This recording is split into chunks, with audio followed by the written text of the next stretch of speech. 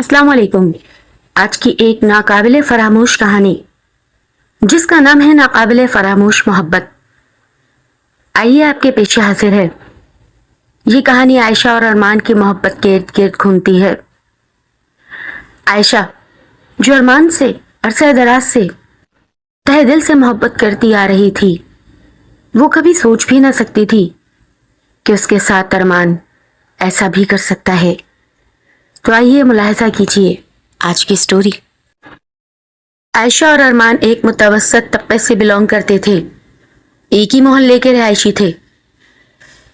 आयशा और अरमान की मोहब्बत अब की न थी। तकरीबन 4 या 5 साल से दोनों एक दूसरे की मोहब्बत में शदीद गिरफ्तार थे।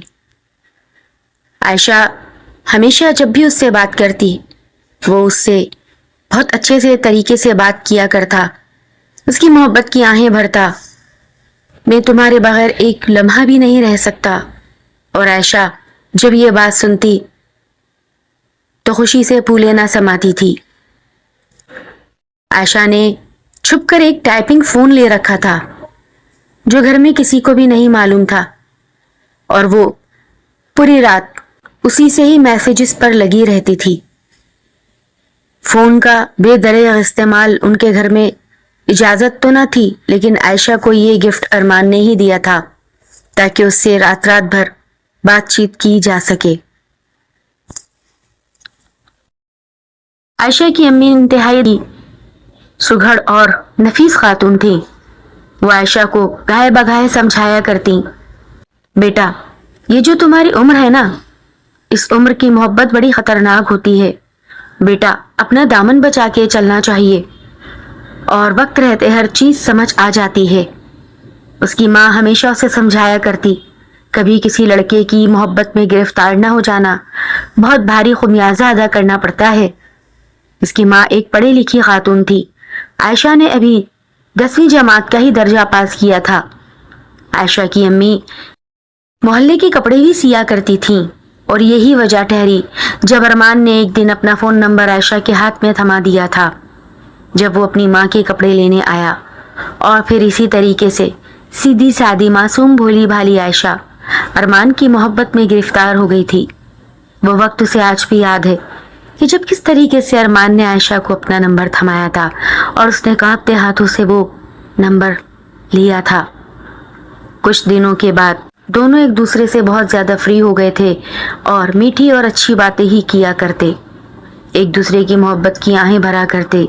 छुप छुप के एक दूसरे को तोहफे तहफ देने का भी सिलसिला शुरू हो गया था। आयशा बस अब ये चाहती थी कि अरमान जल्द अज जल्द उसका रिश्ता भेज दे ताकि वो अपनी अम्मी से बात कर सके। आयशा अपनी माँ की इकलौती ही बेटी थी। आयशा के सर पर वालिद साहब का भी हाथ ना था, ना ही उसका कोई भाई था। तभी उसे कोई ऐसा समझाने वाला खास ना था जो उसको घर में नजर रख सकता। आयशा की अम्मी से जहां तक हो सकता वो उसे समझाती थी। आयशा की एक दोस्त थी जिसका नाम हानिया था। कुछ दिनों से वो अपने घर पर न थी बल्कि लाहौर गई हुई थी। आयशा उन दोनों काफी परेशान थी क्योंकि अरमान अब उसको खातिर ख्वाह जवाब न देता था।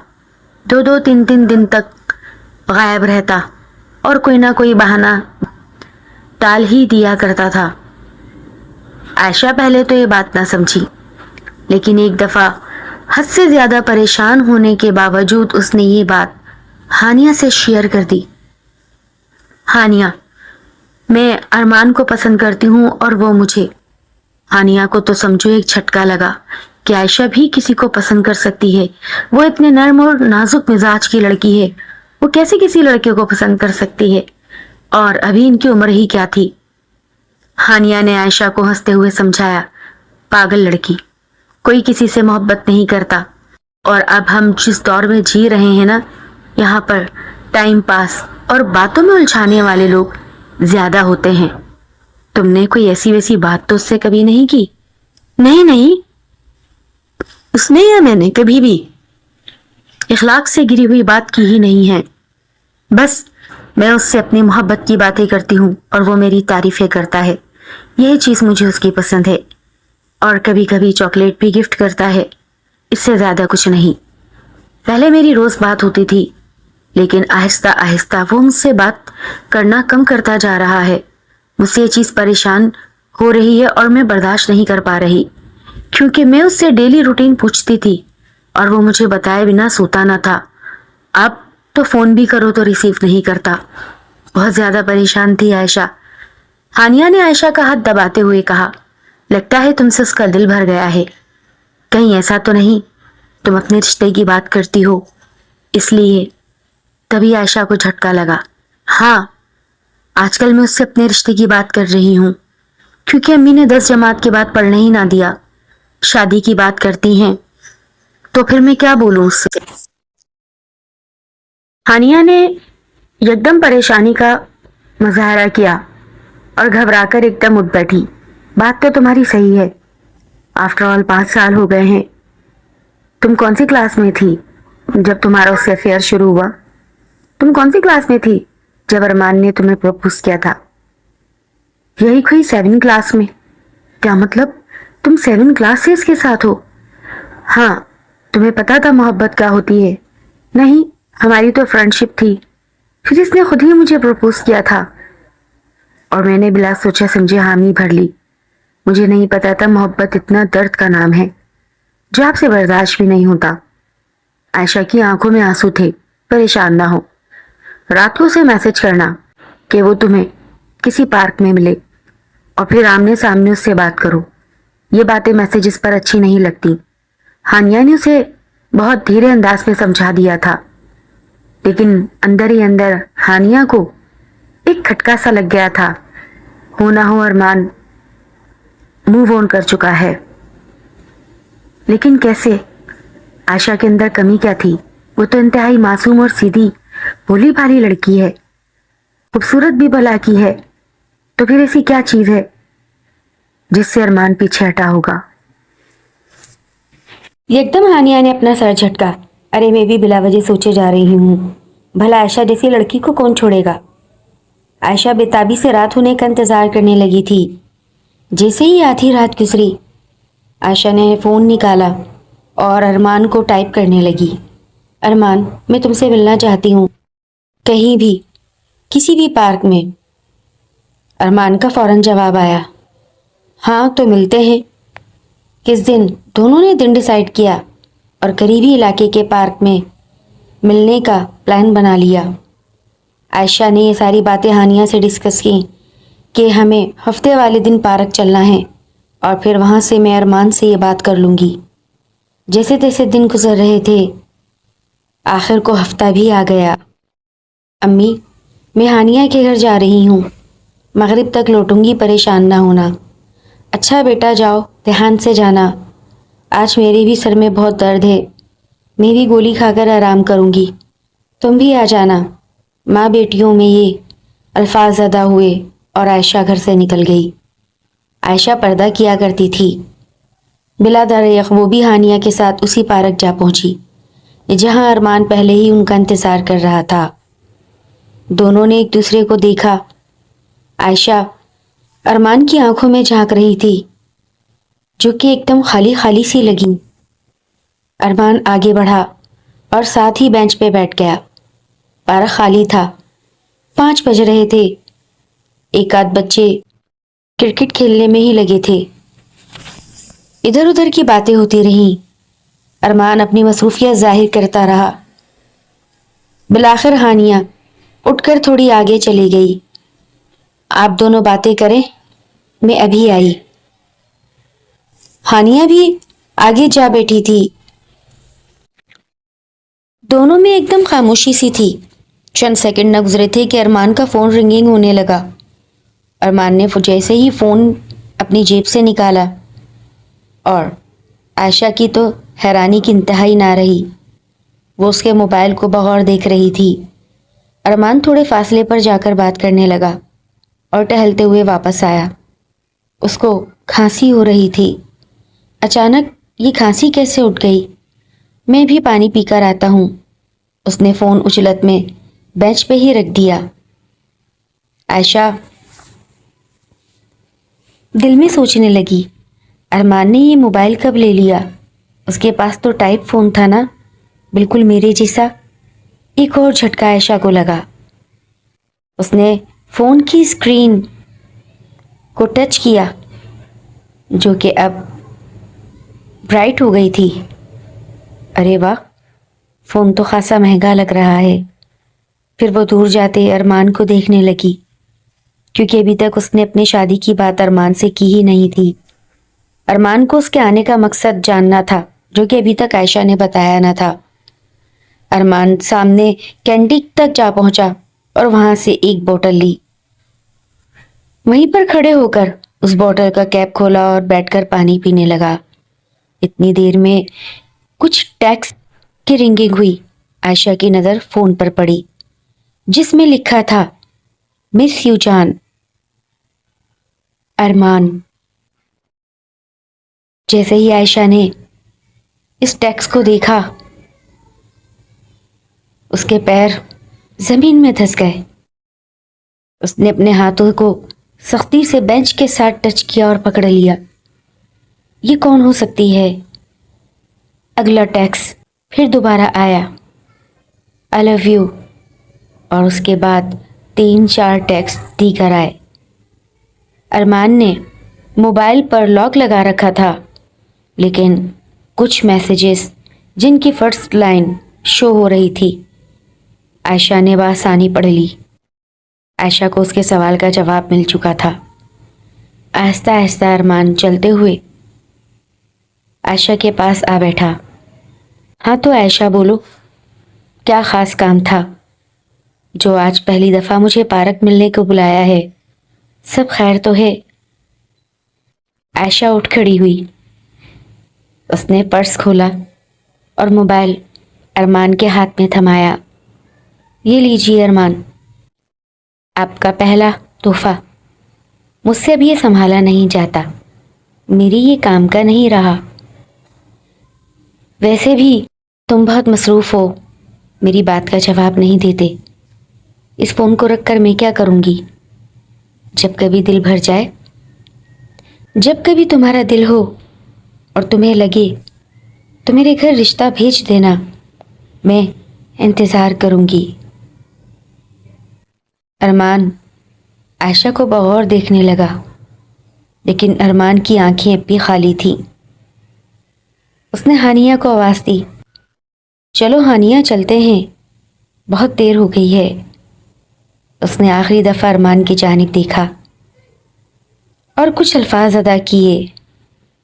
محبت وفا ہوتی ہے، کون کہتا ہے محبت وفا ہوتی ہے؟ محبت تو ایک سزا ہوتی ہے۔ اس کے بعد عائشہ نے ارمان کی طرف نظر نہ کی اور سیدھا ہانیہ کا ہاتھ تھامتے ہوئے باہر نکل گئی تھی۔ ارمان وہیں کھڑا رہ گیا، اور جیسے ہی اس نے اپنے فون کی اسکرین میں وہ میسیج دیکھے تھے، وہ سمجھ چکا تھا کہ میرا پول کھل چکا ہے، کہ میں فلرٹ کر رہا تھا۔ ارمان کو اس کے سوالوں کا جواب مل گیا تھا جو عائشہ اپنے چہرے پر اس کے لیے چھوڑ گئی تھی۔ ارمان نے دونوں فون اپنی جیب میں رکھے اور وہ بھی اب پارک سے باہر آ گیا تھا۔ کچھ دن گزر گئے تھے۔ عائشہ بہت بیمار رہنے لگی تھی۔ وہ راتوں کو چھپ چھپ کر رویا کرتی۔ اس کی آنکھیں بہت زیادہ سیاہ ہو گئی تھیں، اس کا چہرہ پیلا پڑ چکا تھا۔ اس کی امی اس کو مختلف ڈاکٹرز کے ہاں لے جاتی، ڈرپس لگتی، لیکن عائشہ سدھرنے کا نام نہیں لے رہی تھی۔ اس کو اندر ہی اندر ایک دغا کا غم کھایا جا رہا تھا، جو کہ اسے کسی اور نے نہیں، اس کے پیار نے دیا تھا، اس کے اعتبار نے دیا تھا۔ وہ سوچ بھی نہیں سکتی تھی کہ جسے وہ دل و جان سے چاہتی ہے، وہ اس کے ساتھ محض فلرٹ کر رہا تھا، یا وہ دل پھینک تھا، یا اس کا یہ مشغلہ تھا جگہ جگہ لڑکیوں کے ساتھ باتیں کرنا، فون پر ٹائم دینا، اور بس۔ عائشہ اس چیز کو برداشت نہ کر سکی، کیونکہ عائشہ نے تو اس سے حقیقی لگاؤ کر لیا تھا، مستقبل میں آنے والے لمحوں کے سپنے سجا لیے تھے۔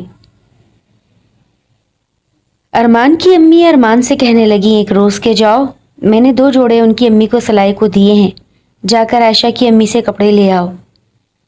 ارمان بولا نہیں امی، میں نہیں جاتا، آپ پلیز خود چلے جائیں۔ بیٹا تم چلے جاؤ، مجھے ارجنٹ کام ہے۔ ٹھیک ہے امی میں جاتا ہوں۔ ارمان آہستہ آہستہ نہ چاہتے ہوئے بھی عائشہ کے گھر کی جانب جا رہا تھا، جب عائشہ کی امی ایک دم سے باہر ہونکوں کی طرح نکلی تھیں اور باہر ایمبولینس کھڑی تھی۔ ارمان کے پیر وہیں رک گئے تھے۔ کیا ہوا آنٹی، سب خیر تو ہے؟ عائشہ کی امی نے ایک جھلک ارمان کی جانب دیکھا اور کچھ بھی نہ بولا، خاموشی سے رہتے ہوئے ایمبولینس میں جا بیٹھی، گھر کو تالا لگا دیا۔ ارمان اس سے کچھ پوچھ ہی نہ سکا۔ وہ واپس آیا۔ 1 گھنٹے بعد ارمان کی امی بھی آ گئی تھیں۔ کیا ہوا، لے آئے میرے جوڑے؟ نہیں امی، آنٹی تو ایمبولینس میں بیٹھ کر گئی ہیں، نہ جانے کیا ہوا ہے۔ اچھا میں پوچھتی ہوں کسی سے، کوئی بات ہو گئی؟ تم نے پوچھا کسی سے؟ نہیں امی، محلے میں کوئی بھی نہیں تھا، وہ غالباً اکیلی ہی جا رہی تھیں۔ ہاں ایمبولینس میں مجھے کچھ نظر آیا پر میں آگے نہیں بڑھا۔ ارمان کی امی ارمان کو ڈانٹنے لگی، تمہیں اس فون سے فرصت ملے تو تم باہر کی دنیا دیکھو، میں تمہارے فون سے تنگ آ چکی ہوں۔ امی آپ تو ہر وقت میرے موبائل کے ہی پیچھے لگی رہتی ہیں۔ مغرب ہو گئی تھی جب مسجد میں اعلان ہوا کہ عائشہ کا نماز جنازہ عشاء میں ہے۔ ارمان کے ہاتھ سے فون چھٹا تھا جب اس نے یہ الفاظ سنے۔ ارمان نے نہ چاہتے ہوئے بھی عائشہ کو بہت بھیانک اذیت دی تھی، بہت بھیانک اذیت، جس کی تاب عائشہ نہ لا سکی۔ دھوکہ، فراڈ، یہ اس کی بچپن کی محبت تھی جو اس نے انجانے میں ارمان سے کی۔ غدار کون نکلا اور وفادار کون نکلا؟ پورا محلہ باہر جمع تھا، عائشہ کی امی کو ہوش بھی نہ تھا۔ جنازہ مسجد لے جایا گیا، لیکن ارمان گلی کے کونے میں کھڑا عائشہ کے جنازے کو جاتے ہوئے دیکھتا رہا۔ اس کے اندر ہمت نہ تھی کہ وہ آخری لمحوں میں عائشہ کے جنازے کو کندھا دیتا۔ ہانیہ کا رو رو کر برا حال تھا، عائشہ بھی جا چکی تھی، اور ارمان ان لمحوں کو یاد کرتے ہوئے بلک بلک کے رونے لگا کہ جس لمحے اس نے عائشہ کو دھوکہ دیا۔ عائشہ کے الفاظ اس کے کانوں میں اب بھی ٹکرا رہے تھے، محبت تو وفا ہوتی ہے، پر محبت سزا بھی ہوتی ہے۔ لسنرز، اگر آپ کو میری یہ سٹوری پسند آئے اسے لازمی لائک کر کے جائیے گا اور میرے چینل کو مسٹ سبسکرائب کر دیجئے۔ شکریہ، ملتے ہیں کسی نیو اپ کمنگ سٹوری کے ساتھ۔ اللہ حافظ۔